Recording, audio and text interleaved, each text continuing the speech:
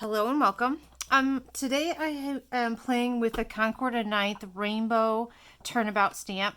I have a love-hate relationship with this stamp. The results that you get from using it is absolutely awesome. However, this is one of the hardest turnabouts I've played with. And this was kind of confirmed by lots of people in some Facebook groups where there's lots of conversations talking about it. It is very difficult to line up. These are from my first attempt. You can see that they're just wonky. They're kind of all over the place. I think this one might be my worst one. And then I was slowly tinkering with it and I got better and better at it. But all in all, my first go was absolutely awful. So I decided to play around with this and figure out what we could do better to help get more consistent results. And my husband's an engineer. And he played with this, and just to make us all feel better, he struggled with it at first. But we came up with a couple things, and I wanted to share them with you to see if this helped you. The first thing I did was I cut a piece of 6x6 paper, and from each diagonal, I came up with the center point of this piece of cardstock. Concord 9th sells a turnabout jig, and this should do the same exact job. I wanted to use it without, because in case you don't have the jig at home, you can use this instead.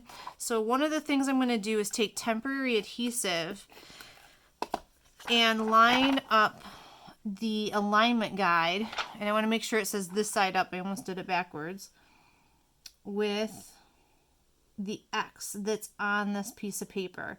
Now, this step seems really simple, and it's not necessarily hard to do, but it's really important. If you get this off center, or like if I just did, see I pushed this down and it caused it to turn a little bit, then your rainbow will not align up. This has to be this is a very important step. This needs to be perfect in order to get your rainbows to align perfectly. So I'm really making sure I get that tacked down. I have my lines that are exactly on top of the X that is on my cardstock. That is step one that we found to be really super important. Second step, as you go to align this up on top of your alignment guide, this also needs to be perfect. This is a surprisingly a more difficult stamp to align because it's really easy to shift the stamp just even a smidgen. But if you do that, what happens is your rainbow layers start to blend together and you lose that consistent space between all of the arches of your rainbow. So we found out that this has to be perfect. And one of the ways I found it to be easier is if I started from the center of the stamp and worked my way out. So I'm holding the edges up, kind of like a taco, and I'm lining them up. And this took me a little while, but again, most important part of this process. And another thing to note, this is a clear stamp. It's I'm not sure what it's exactly made of. I don't know if it's photopolymer. Some aren't. But it's a clear stamp, so it has some, so you can even see like it stretches a little bit and pulls a little bit. So again, that's one of the ways that errors happen, is if you're pulling or stretching the stamp in any way as you're laying it down, and your misti picks it up in an odd way, it's going to cause flaws in your overall design. I'm having a hard time lining this up because I can't get over the image because my camera's here. So what I'm going to do is I'm going to line this up and I'll come right back to you. Okay, so now I have my stamp placed on top of the alignment grid. I'm also just double checking to make sure that I didn't shift that at all on my X underneath. And then what I'm going to do is take my misti. It doesn't have to be a misti. Any stamp platform will work. And I'm going to place this in my misti in the top corner. Now this is another thing. Oh, I have my magnet underneath. I'm like, why isn't that flat? Okay. So this is another important thing as you put this in your misti. So you have 3 degrees of freedom in the stamp, but you also have 3 degrees of freedom in the paper. So if any one of those shifts, your rainbows are going to go askew. So you don't want your paper to come out of that corner at all. Of course, we never do. But in this case, if you do, again, this is another another place that errors are occurring. So I'm making sure that it's flush up against the two edges of this, and then I can go ahead and close my misti door. Now I'm not going to pull off the alignment guide. I'm only going to pull off the paper guide.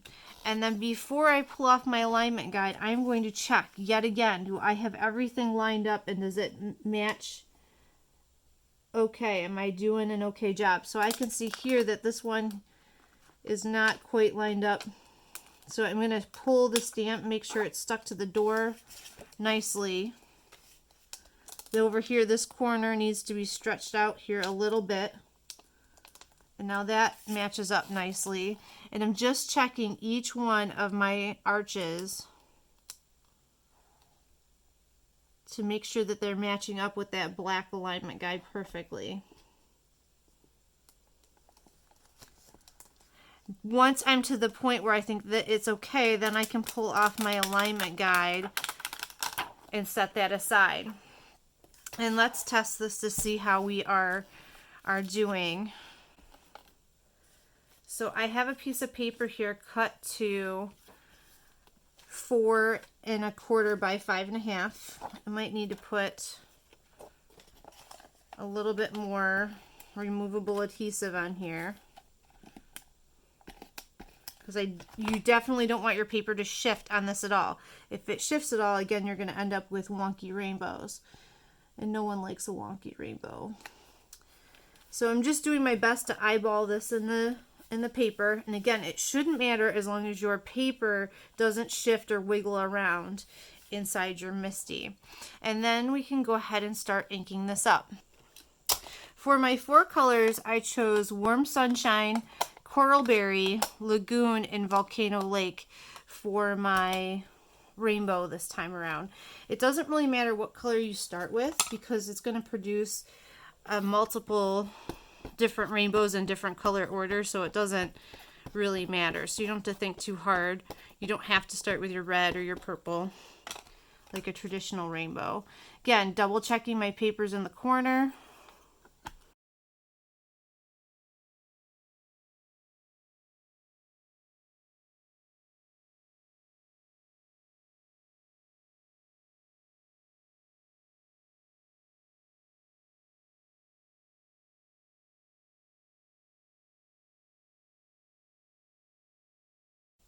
Okay, so here we have the finished result of all 4 colors, and you can see that it lined up pretty well. I mean, I guess maybe here a little bit. I don't know why those are touching, but for the most part, all of the colors lined up really well, and I'm happy with the result. I feel comfortable sending this.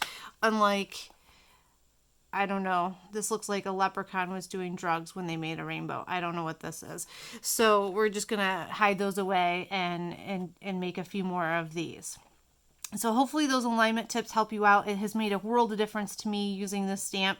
It's just, this stamp has just no room at all for error. I have another tip for making multiples of these. I've been a little busy. I have made, I think I have 16 of them here. I'm not 100% sure. I was playing around. I thought these would make really fun thinking of you cards during this time of quarantine. So I thought I was going to mail these out to a bunch of family and friends. And I was like, oh, the thought of turning this and cleaning it every time for each panel, and I was like, I wonder if there's a faster way to do this. And I found something that worked for me. So let me show you what I did. Okay, the first step to making multiples is you need 2 pieces of paper. These are cut by 6 inches by 6 inches. And what I'm going to do is take my ruler, and on the edges of these, from corner to corner, I am going to draw an X to find the center point, just like you did to make your original jig. And you only need to do this to one of them.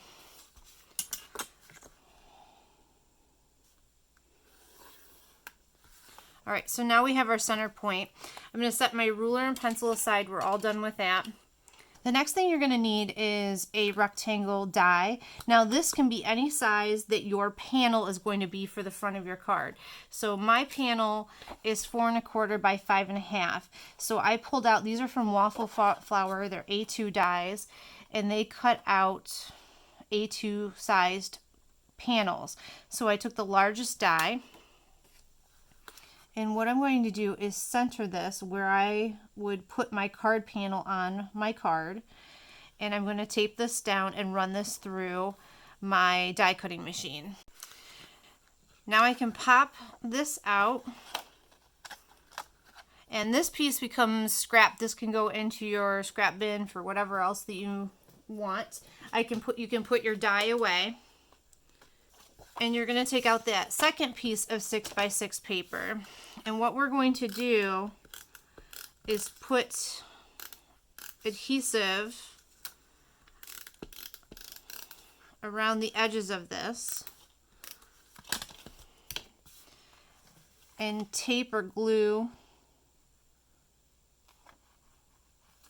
these panels together.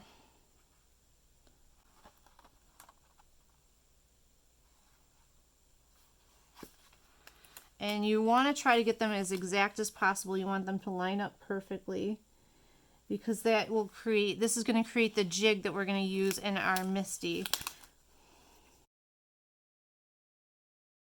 So that when you have your panel, you're going to slide your panel into this, and each time it's going to fit, so it'll rest in the exact same spot each time, allowing you to stamp multiple panels without having to turn your jig first.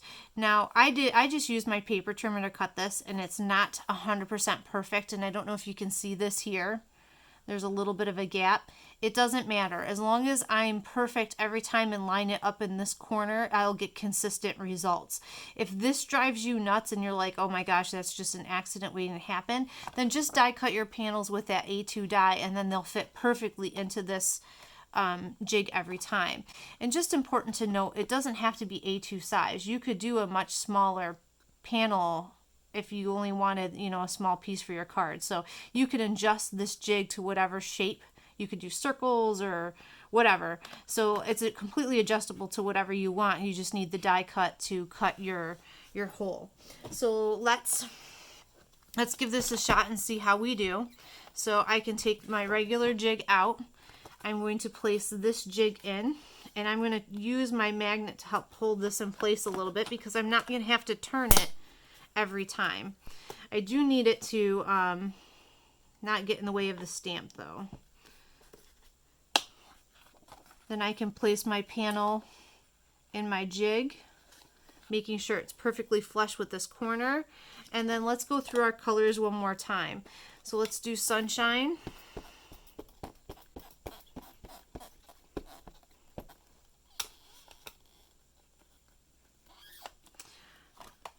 I'm going to take some removable adhesive.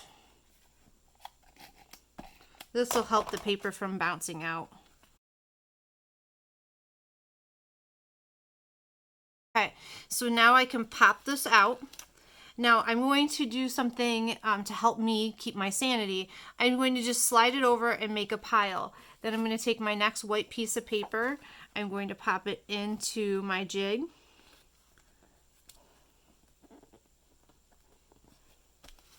Re-ink.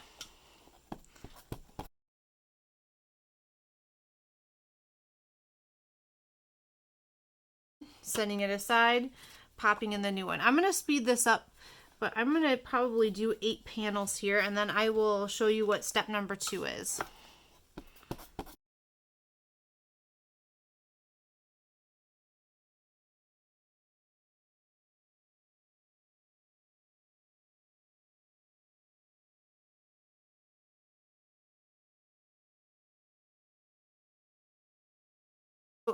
I did 2 different colors. I did Warm Sunshine and I did Hydrangea, because I wanted to create 2 different colors of rainbow combinations. So I have my Warm Sunshine and Hydrangea, but they're all oriented the same way. They're the same pattern in the same direction, and I just, like I said, slid them over right here next to my misti so that I can keep them all straight. Now I'm going to take and I'm going to turn my jig and do my best to use my magnet to keep it in place. And now this is going to become the corner that is the most important. All right. So when I go to put my paper back in, first off, my jig is crept out, which is a very common thing. Actually, I might take and put... I'm going to take and put removable adhesive on the back of my jig because I'm tired of my jig kind of flopping all over the place. So I'm hoping that this helps keep it tacked down. I'm going to put a little more removable adhesive inside here. When I put my paper back in, it's kind of like a puzzle. I'm making sure that my rainbows all line up with what's around the edges of my jig. Placing that down. So now that I have this all positioned, now I just have to pick out my second colors. I think on this layer, I'm going to choose to do Coral Berry. I think that makes sense. So I'm using Coral Berry. I have no idea. I'm kind of making this purple combination up as I go, but I feel like all my other samples I was playing with lacked purple, and purple is one of my favorite colors, so I wanted to use it. So we're just playing around with some color combinations here. Okay, that looks awesome. So same thing, now I'm going to make a new pile. I'm just going to set them all here. And now I can keep popping these in.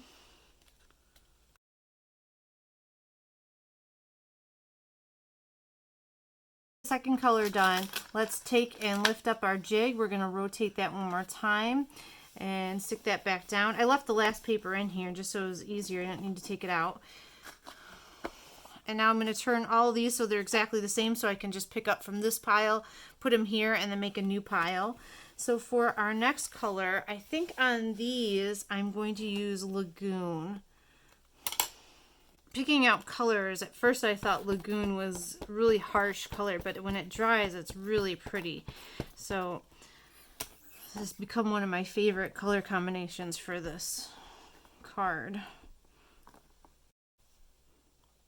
Okay, at this point I have 3 turns of the pattern done, so I'm picking up my jig again and I'm turning this for the last time. Put my paper back in. I think for my last coloration I'm going to try Volcano Lake. Let's see what one of these looks like for this. I wanted to kind of go for, I made a rainbow background that was all like warm colors. It was reds and yellows and oranges. So I wanted to do one that was cool colors. Now, I know the pink is a warm color. So I kind of like that. So this is kind of a, I don't know, a berry or jewel tone feel. And I just thought it'd be different to try that. So I wanted to make a few in this tone. My favorite combinations are these two, and tomorrow on my blog I will have all these. I'm going to make these into cards and I'll have the colors listed, so if you want to try these at home you can.